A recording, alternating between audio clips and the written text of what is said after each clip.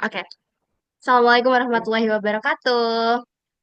Waalaikumsalam Selamat warahmatullahi selamat malam, selamat pagi, siang, sore teman-teman semuanya. Kami dari kelompok 8 akan mempresentasikan ekonomi untuk kesejahteraan umat dengan kelompok kami yang beranggotakan yang pertama ada Davi Adnan Hasim, yang kedua ada Rahmatika Putri dan Sofia Pritaniaka. Langsung saja menuju topik pembahasan kita kali ini. Yang pertama nantinya akan membahas mengenai prinsip ekonomi Islam, kemudian respon Islam atas transaksi modern, kemudian ada hukum bunga bank, etika dalam bekerja, etos kerja Islami, dan kemandirian hidup. Baik, kita akan membahas mengenai ekonomi Islam. Jadi, apa sih ekonomi dalam perspektif Islam itu? Jadi, ekonomi Islam adalah segala bentuk kegiatan yang berkaitan dengan usaha-usaha yang bertujuan untuk memenuhi segala keperluan hidup manusia yang dijalankan berdasarkan syariat Islam atau aturan Allah Subhanahu wa taala. Jadi kalau misalkan kita um, melakukan kegiatan ekonomi tapi ada konteks Islamnya, itu adalah kegiatan yang dijalankan berdasarkan syariat Islam itu sendiri. Ciri-cirinya yang pertama ada mengakui hak individu dengan syarat tidak merugikan orang lain. Kemudian yang kedua, mengutamakan dan mengakui hak umat. Dan yang ketiga, mendahulukan hak umum daripada hak individu itu sendiri.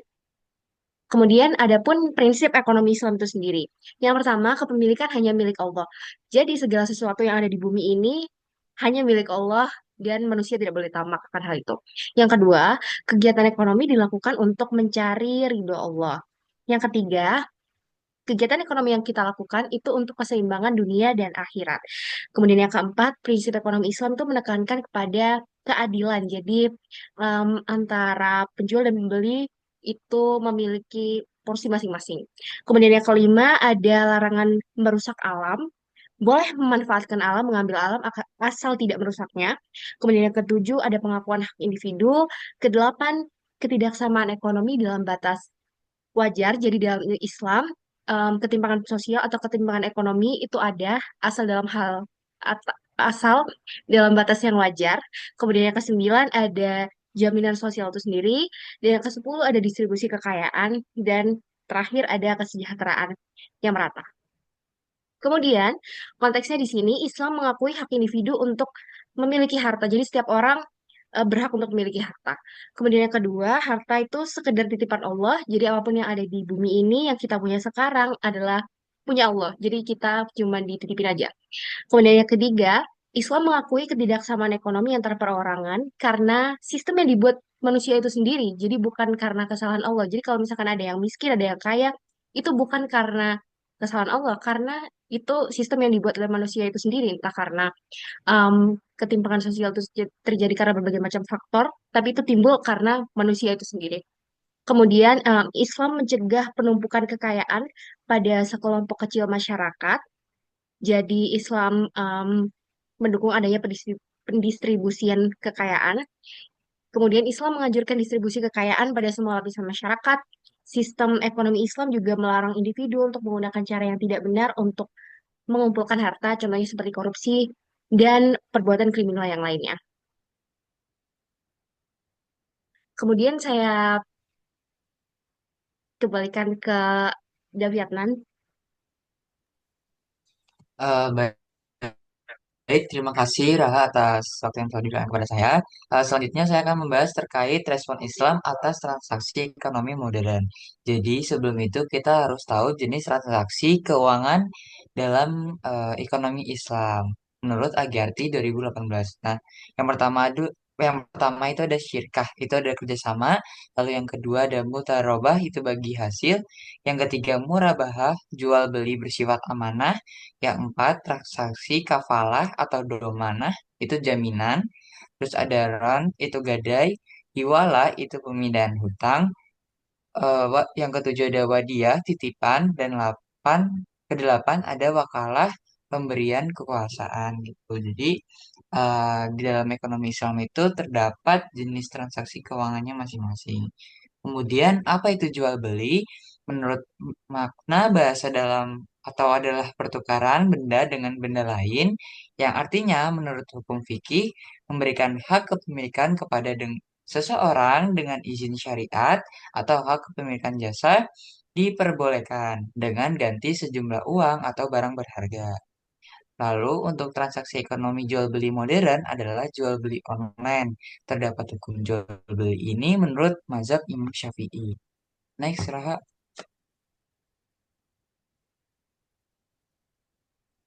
Kemudian ada respon Islam atas transaksi ekonomi modern, yakni jual beli online. Nah, jual beli online ini merupakan transaksi pembelian sebuah barang yang dilakukan di media internet, tidak saling berhadapan, barang yang dibeli tidak terlihat secara nyata, hanya berupa foto dan deskripsi kualitas serta karakteristiknya saja. Nah, biasanya tuh sebagai contoh kan kita biasanya kayak pakai aplikasi Shopee atau mungkin all shop lainnya itu kan kita nggak secara fisik gitu kan dapetin barangnya seperti itu. Kemudian dalam Islam ini termasuk akad salam. Nah, secara umum selama transaksi dilakukan dengan cara yang jujur, barang yang dijual jelas dan tidak ada unsur yang merugikan pihak manapun, maka transaksi online seperti yang dilakukan ini bisa dianggap sah menurut hukum Islam. Meskipun ada beberapa pandangan yang berbeda terkait penerapan akad salam dalam transaksi online. Nah, syarat-syarat sah jual beli dalam Islam itu ada empat. Yang pertama, timbangan yang jelas. Kemudian yang kedua ada barang dan harga jelas dapat dimaklumi, entah itu dari konsumen ataupun dari produsen. Tidak boleh majul. Nah, majul itu berarti tidak seimbang ya teman-teman. Jadi harga jualnya itu lebih tinggi gitu, nggak seharga normalnya konsumen seperti itu. Terus kemudian yang ketiga ada mempunyai tempo tangguh yang dimaklumi. Yang keempat, ridho kedua belah pihak terhadap bisnis yang dijalankan seperti itu. Next, Ra. Kemudian ada hukum bunga bank. Islam melarang riba, usur atau bunga. Sistem ekonomi yang didasarkan Al-Quran dan As-Sunnah tidak ada izin mencari kekayaan atau nafkah melalui bunga. Nah, beberapa ayat Al-Quran dan hadis Nabi Muhammad SAW melarang bunga. Seperti contoh untuk dari Al-Quran sendiri itu ada Al-Imran ayat 130. Kaum mukmin tidak boleh memakan bunga berlipat hingga dua atau bahkan empat kali dalam jumlah asal. Nah, jadi intinya dalam Al-Quran itu kita tidak diperbolehkan menggunakan bunga karena itu termasuknya haram. Kemudian eh, terkait hadis Nabi, yakni dari hadis riwayat Ibnu Majah dan Darimi, nomor dua pada hadis lain disebutkan Umar bin Khattab meriwayatkan. Yang terakhir diwahyukan adalah ayat tentang riba. Dan Rasulullah SAW wafat sebelum beliau menerangkan hal itu kepada kita. Maka berhentilah makan uang riba seperti itu. Next, Ra.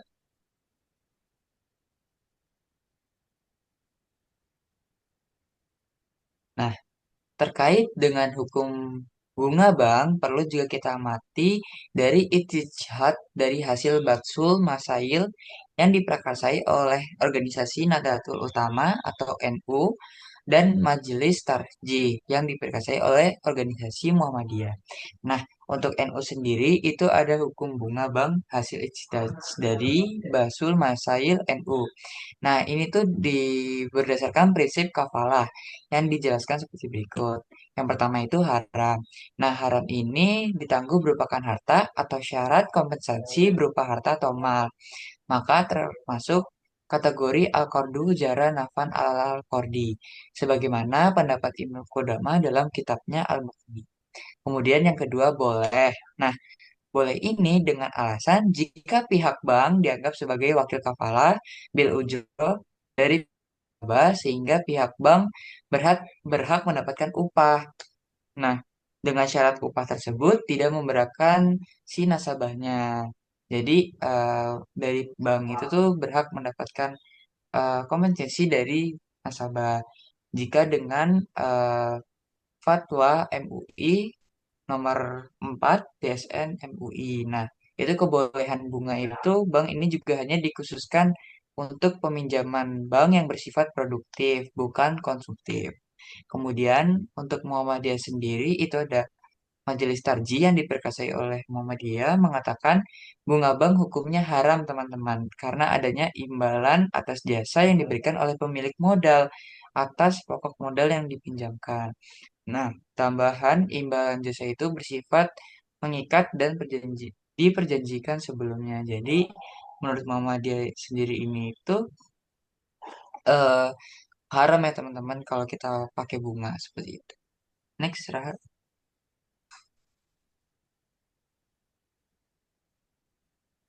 Oke, selanjutnya yaitu etika dalam bekerja. Nah, pengertian etika dalam bekerja sendiri itu adalah sebuah sikap atau pandangan yang dimiliki oleh orang yang menilai bekerja itu penting dan bermanfaat meningkatkan kualitas hidupnya. Nah, kayak mereka tuh nyari nafkah tuh kayak bukan hanya untuk nyari nafkah juga, tapi pengen bisa dapat pahalanya juga. Terus dalam Al-Quran menjelaskan kerja itu sebagai suatu etika kerja positif dan negatif yang menurut Shihab tahun 1998.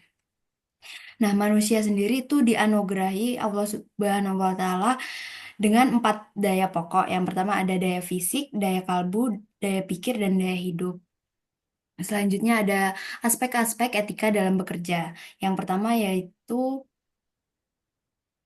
yang pertama yaitu sebelumnya. Oke, yang pertama yaitu ada kerja adalah amanah, yang kedua ada kerja adalah ibadah, yang ketiga kerja adalah rahmat, yang keempat kerja adalah seni, yang kelima kerja adalah pelayanan. Nah, maksud dari kerja sebagai ibadah tuh yang aku maksud tadi yaitu kayak kerja tuh bukan berarti hanya untuk cari nafkah doang untuk mendapatkan uang atau semata-mata hanya itu, tapi juga diniati dalam hatinya itu menjadi ibadah gitu. Jadi ada dapat uang juga dapat pahalanya sendiri. Terus juga selanjutnya,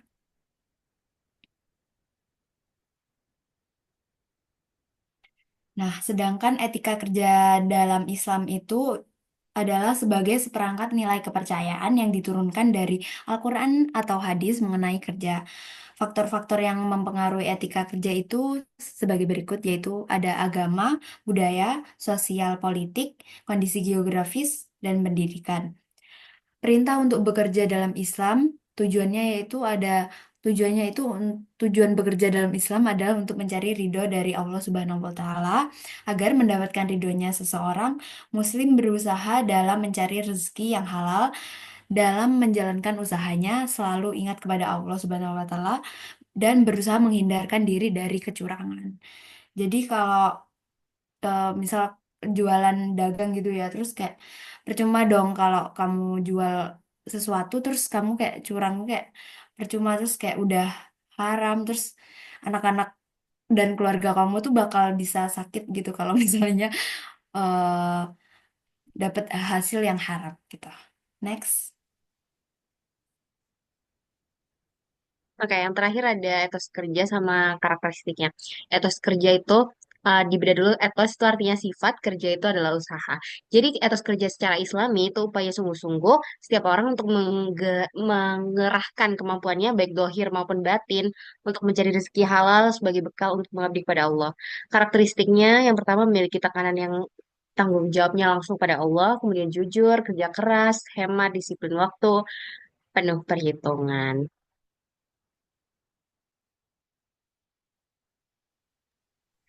Oke, selanjutnya yaitu ada kemandirian hidup. Nah, kemandirian sendiri itu adalah usaha seseorang untuk mempertahankan kelangsungan hidupnya dengan melepaskan diri dari orang tua atau untuk dia itu untuk ngerjain sesuatu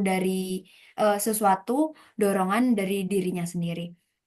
Nah, dalam Islam sendiri, kemandirian berarti berusaha sekuat tenaga untuk mencukupi kebutuhan hidup dirinya sendiri maupun keluarga dan berupaya secara maksimal untuk tidak menjadi benalu bagi orang lain.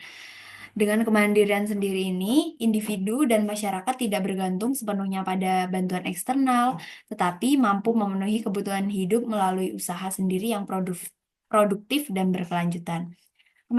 Kemandirian juga mencerminkan nilai-nilai tanggung jawab, kerja keras, dan pengelolaan sumber daya yang amanah. Oke, terima kasih atas atensinya teman-teman. Kami dari kelompok 8 pamit undur diri. Assalamualaikum warahmatullahi wabarakatuh.